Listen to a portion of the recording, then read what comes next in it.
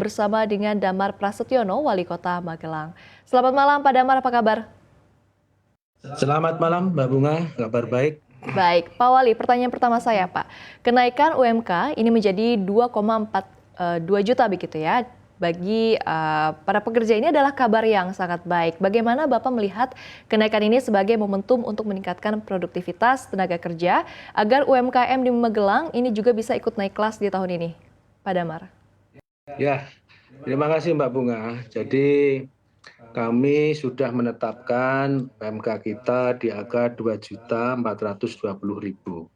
Kenaikan UMK dari yang sebelumnya ini sekitar 6,49%. Ya.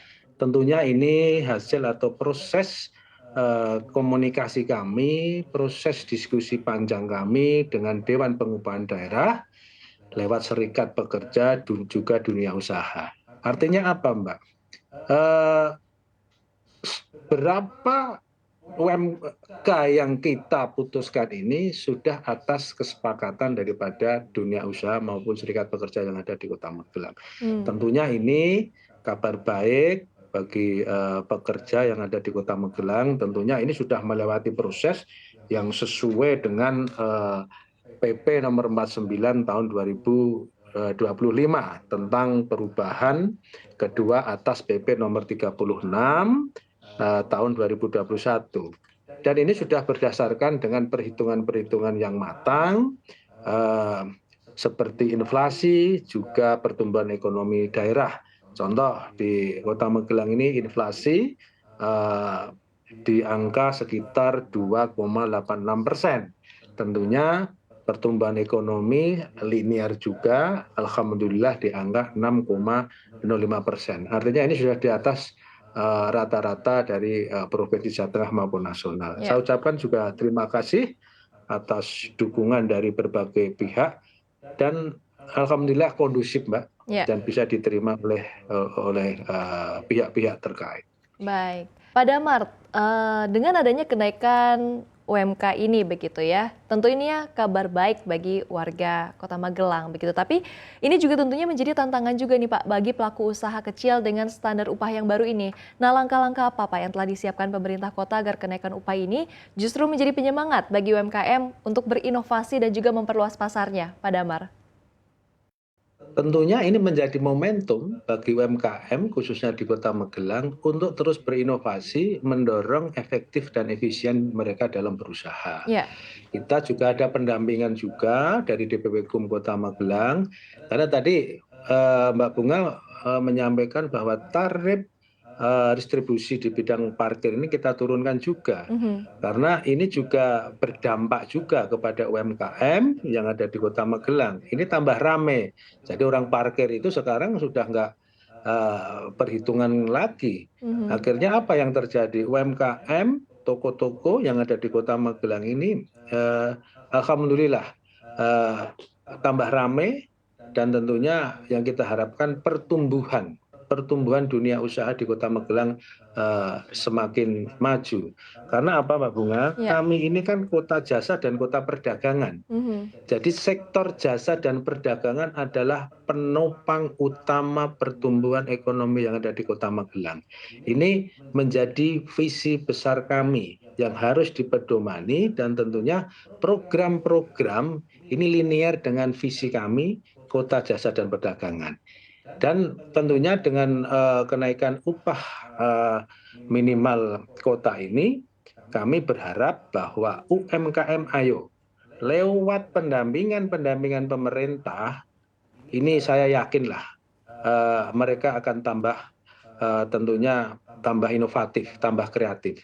Dan juga tentunya kami ini juga membuka bukan cuma gini loh Mbak, kami mempunyai strategi bahwa UMKM kita ini pemerintah hadir untuk UMKM kita dari hulu sampai ke hilir. Kami ada pelatihan-pelatihan dasar UMKM. Terus kami juga siapkan regulasinya yang betul-betul mendukung. Terus mengapa saya tadi sampaikan dari hulu sampai hilir pemerintah harus mendampingi, harus hadir? Dari pelatihan, bagaimana bisa berproduksi, bagaimana perizinan sebuah produk itu bisa dipasarkan, standarisasinya seperti apa, bagaimana pemasarannya lewat offline maupun online. Ini kami hadir semua, Mbak. Iya. Jadi kalau di Kota Magelang ini insya Allah lah kami berkomitmen lewat berbagai macam program, juga kita punya program namanya Sahabat Usaha. Sahabat Usaha ini tentunya ini yang dinanti-nantilah di tahun 2026 ini akan kita luncurkan insya Allah. Baik, nah Pak Damar terkait dengan sahabat usaha, ini juga pertanyaan saya selanjutnya. Selain regulasi upah, program unggulan apa yang Bapak siapkan di tahun 2026 ini untuk membantu UMKM menekan biaya operasional melalui digitalisasi atau subsidi fasilitas publik mungkin, Pak? Oh, tentu Mbak, kita punya IKM Center, Mbak. Oke. IKM Center ini sebagai wadah UMKM kita untuk satu, mereka belajar tentang usaha yang betul, manajemen pemasaran, manajemen keuangan, sampai dengan bagaimana meningkatkan produktivitas daripada usaha mereka. Iya. Jadi seperti itu, Mbak. Ini sudah menjadi bagian dari program strategis Kota Magelang. Contoh, Mbak, Kota Magelang ini sekarang betul-betul berbenah dari segi kualitas UMKM-nya, dari segi fasilitas daripada infrastruktur kota ini sebagai pendukung utama kota jasa dan perdagangan. Kalau Mbak Bunga nanti ke Kota Magelang, kota yang bersih, yang nyaman, yang indah, yang rapi, yang tertib. Masyarakatnya juga kita edukasi untuk selalu ramah dan juga artinya humble dalam segala hal. Ini menjadikan katakanlah bagian daripada usaha pemerintah Kota Magelang untuk meningkatkan pendapatan atau untuk meningkatkan kesejahteraan dari UMKM. Imbasnya di sini, Mbak. Kalau kita ini kan tidak punya sumber daya alam, Mbak. Yeah. Kita tidak punya perkebunan, kita tidak punya resource atau punya sumber daya artinya kayak laut kita tidak punya, hutan tidak punya. Ya, kita punyanya ya SDM. Maka dari itu langkah kami menjadikan Kota Magelang kota jasa dan perdagangan ini adalah langkah strategis bagaimana kota ini ke depan bisa tumbuh dan berkembang, bisa maju, masyarakatnya sejahtera. Itu lewat seperti itu, Mbak. Jadi sekarang kalau Kota Magelang itu sehari tidak cukup, Mbak. Harus nginep di sini. Nah, kalau nginep di sini, okupasi hotel naik, gitu. Kulinernya higienis, rapi, bersih, masih terjangkau. Hal seperti ini yang menarik di kota kita, gitu.